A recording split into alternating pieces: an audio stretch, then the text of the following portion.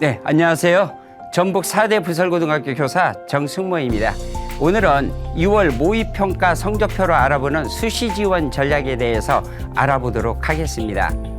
첫 번째 주제로는 2025학년도 6월 모의평가의 지원 현황에 대해서 안내하도록 하겠습니다. 두 번째 주제로는 모의평가의 의미와 활용 방안에 대해서 안내하도록 하겠습니다. 오늘 말씀드리는 내용은 가채점으로 분석한 내용임을 먼저 알려드리도록 하겠습니다. 먼저 6월 모의평가의 응시 현황입니다. 여러분들이 치르게 되는 시험에 대해서 다시 한번 안내하도록 하겠습니다. 이번 6월 4일에 여러분들이 모의평가를 치렀고요.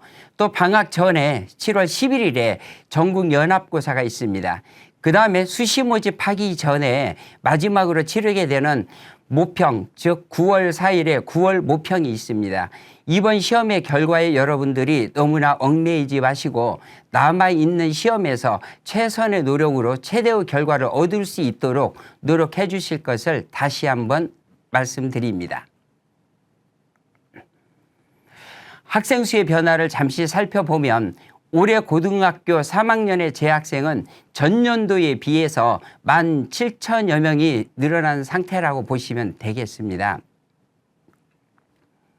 이번에 6월 모의평가의 지원 현황을 살펴보면 전년도 즉 2024년도 6월 모평은 재학생이 81%, 졸업생이 19%였습니다. 그런데 실제 수능에 응시한 응시의 비율을 보면 실제 수능에서는 재학생이 64.6%, 졸업생은 35.4%로서 졸업생이 거의 배 정도 증가했음을 알 수 있습니다.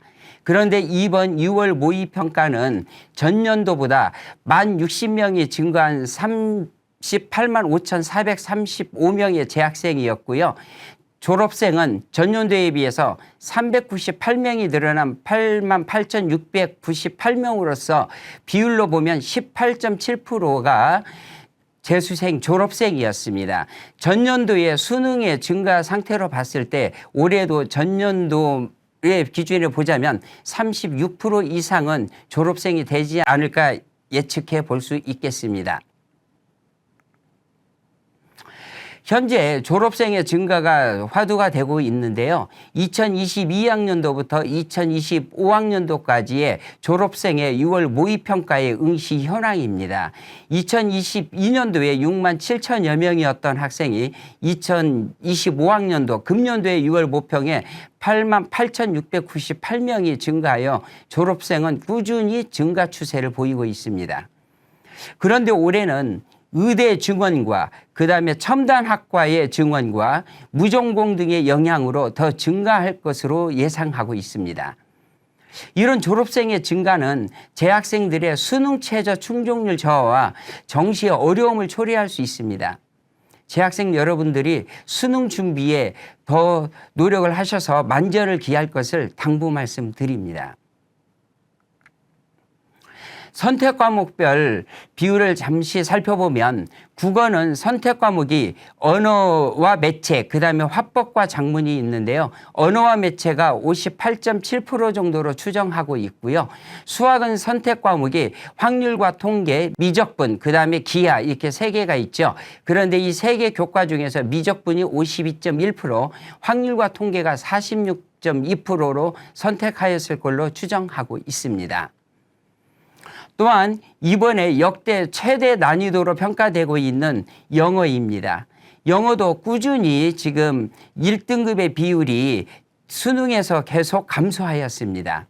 전년도 수능에서 4.7%의 1등급이 나왔었는데요. 6월 모평에서는 7.6%였습니다.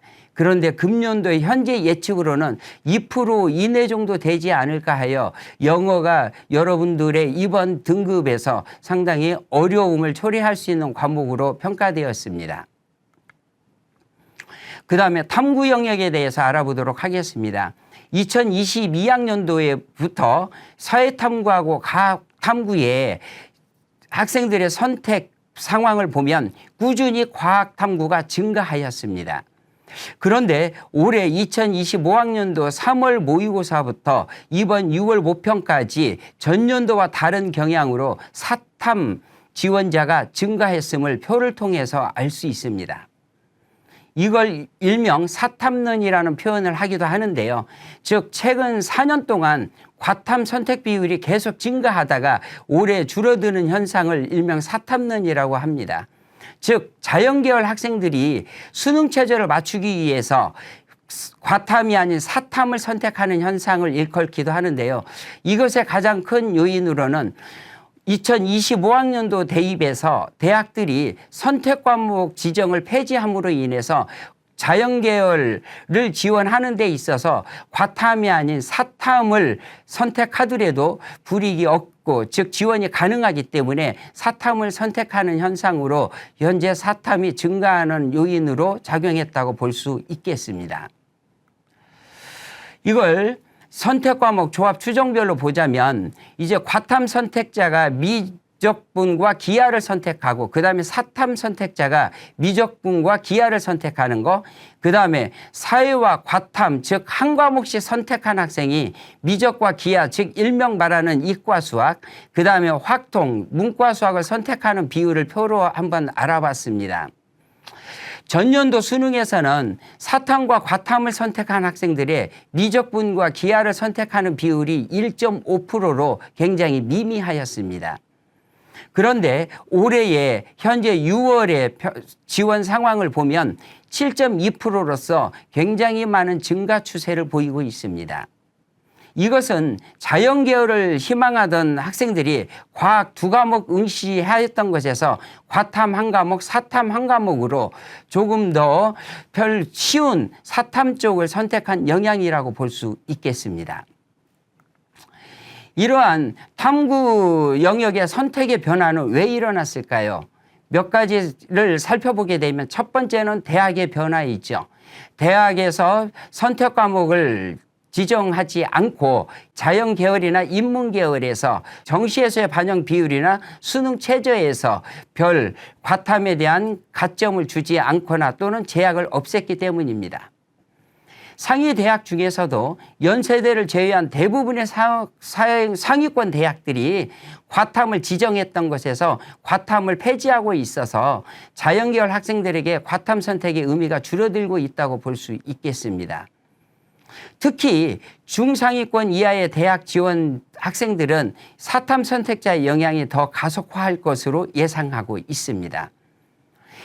그렇다고 하여 사탐 선택을 무조건 하면 안 되겠죠.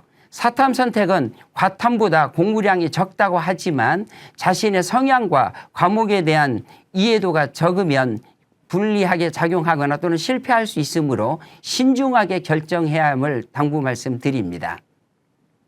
또한 왼쪽 표에 보게 되면 재학생과 졸업생들의 탐구 영역에 1등급, 2등급에서 등급별 차지 비율을 볼 수 있습니다. 국어 영역, 수학 영역, 영어 영역, 탐구 영역 중에서 재수생들의 즉 졸업생들의 1, 2등급의 비율이 가장 큰 것은 탐구 영역입니다. 그래서 대학 재학생 여러분들은 남아있는 기간에서 탐구 영역이 나의 수시나 정시를 결정하는 굉장히 중요한 과목이라 생각된다면 전력 투구를 해야 할 것을 안내 말씀드립니다.